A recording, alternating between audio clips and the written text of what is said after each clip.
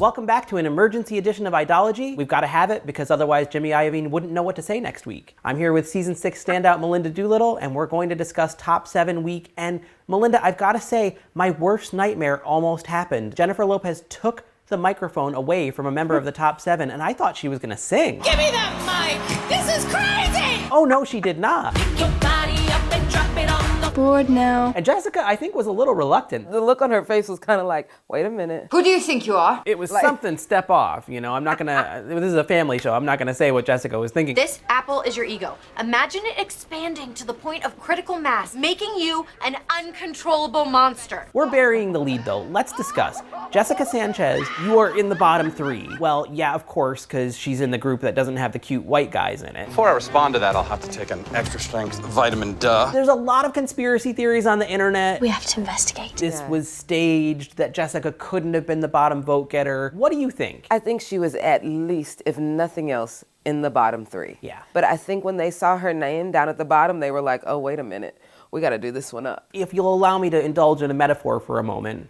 Okay. When don't you? I feel like Holly was the baby seal that got clubbed over the head and thrown into the ocean, and the judges smelled blood. He wasn't perfect tonight for me. Kind of laid there a little bit for me. And I think America rallied to Holly's defense, and they were like, this poor kid, she's just trying to sing perfect. Perfect. That's all she's trying to do. And she's being torn limb from limb. Perfect. And as they're pulling her out of the water, there's a dolphin who's leaping through a flaming hoop, high degree of difficulty, sails right on through, like, whoosh, and then lands smack in the middle of the sharks. Jessica Sanchez! And nobody was protecting her. I think Jessica Sanchez is that trained dolphin. Amazing. We've got to talk about the judges in relation to both Jessica and Holly, because I feel like there's something afoot there. When J-Lo was critiquing Jessica Sanchez this week and being like, We know that you sing like nobody we've ever heard sing. Yeah, I mean, that's how I feel when I'm listening to you sometimes. It's just amazing. But now, take us on the ride. honey, we're not at Six Flags, so I'm not really sure Jessica's required to like take you on the loop-de-loop. And yet at the same time, I kind of understood where she was coming from, and it was very reminiscent of the critiques that she gave Pia Toscano in season 10. You are spectacular, spectacular. But just keep studying, keep researching, get greater, get that performance into it. And I had this weird epiphany when I was interviewing DeAndre Brackensick last week, and we were talking about It Doesn't Matter Anymore back in Vegas week.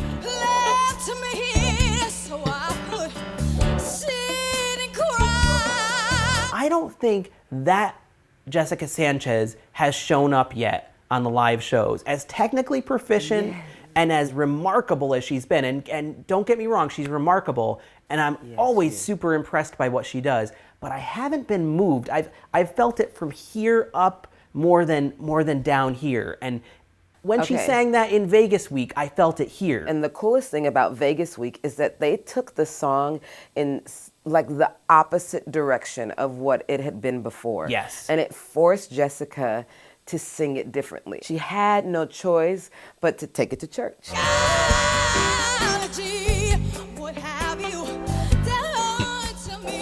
Even though, you know, she slowed down the Jasmine Sullivan track, which I absolutely love. There's something that you do that's got me stuttering.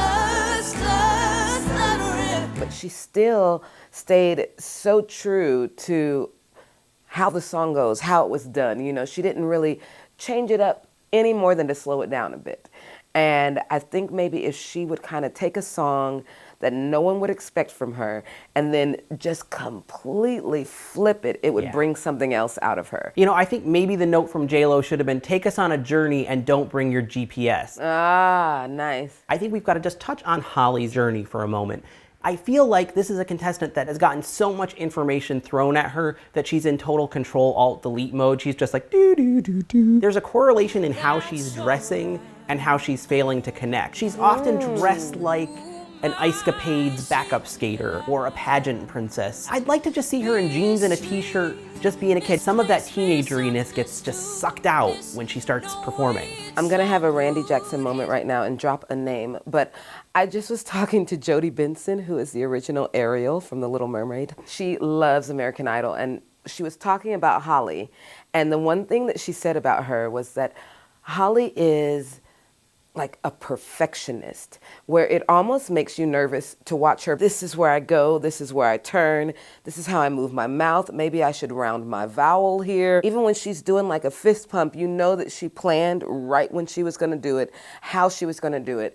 And I think it's down to even her outfit. And at this point, I think the judges are done with her. We'll see how it all pans out. When they gave her that tough feedback and then the crowd was silent, it was just like, oh. It's all of a sudden very quiet in here. While we're talking about the problems the ladies are having, is there any scenario that it's not a Colton Phillip final two?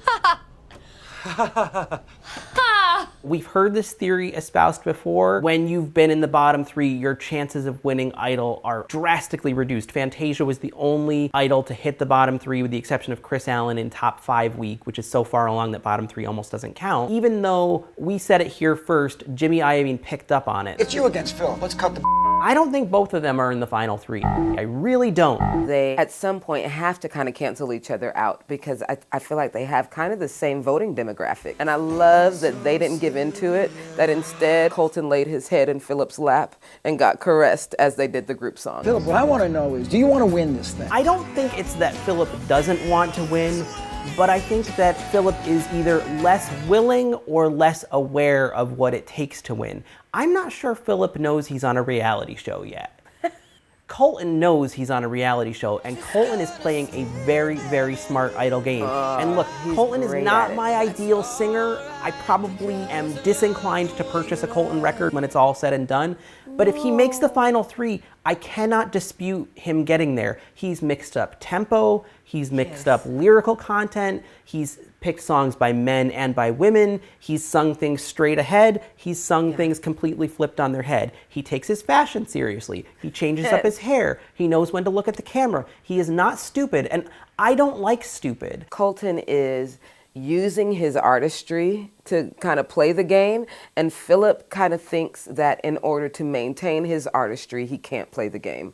And I think that is what's going on with the two of them. That's the disconnect. For me, Colton wins. So Melinda, last week we touched on the subject of Dream Final 3. This week I'm gonna put you on the spot. Who's your Dream Final 3? Just give me 3 names. Joshua, Jessica, and Colton. I didn't hear you say Skylar. What? Skylar's gonna be just fine. My Dream Final 3, Skylar, Joshua. Do I have to choose between Elise and Jessica, or can I wait a few more weeks? You're monsters! You're Hitlers! You're racist pedophiles! You're the opposites of Batman! That's the problem with this season. Always by Final 7, I know who I want in that Final 3, and right now, I really could go either way. We're going to use our card tonight, especially with an outcome like this. But I gotta have Skylar and Joshua in there. And Joshua this week, to see him land in the bottom 3 after Runaway Baby is... Oh my goodness.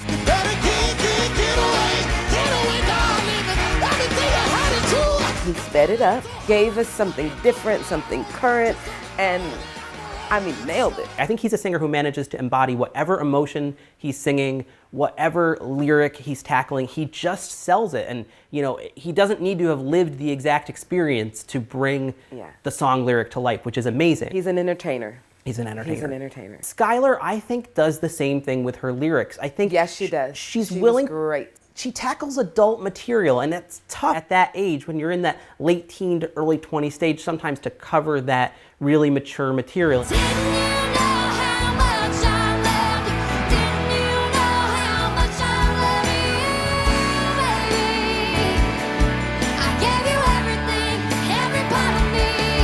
Somehow, Skylar brought that to life in a way that I don't know that a lot of teenage contestants could do on this show, and did it in spite of weird barrels of fire behind her. I was so happy Skylar played the guitar this week too. I've got to say, I know Jimmy said it's not about how many tricks you can do, but if you examine the trajectory from season 7 to season 10 of contestants who played instruments versus those who didn't, it helps to play an instrument. It tastes like whiskey when you kiss me. Oh, I give anything again to be your baby doll.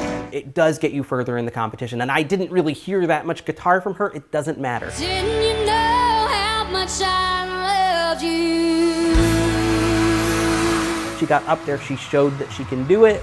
Right. It was smart strategy on her part. It was. Yeah, something about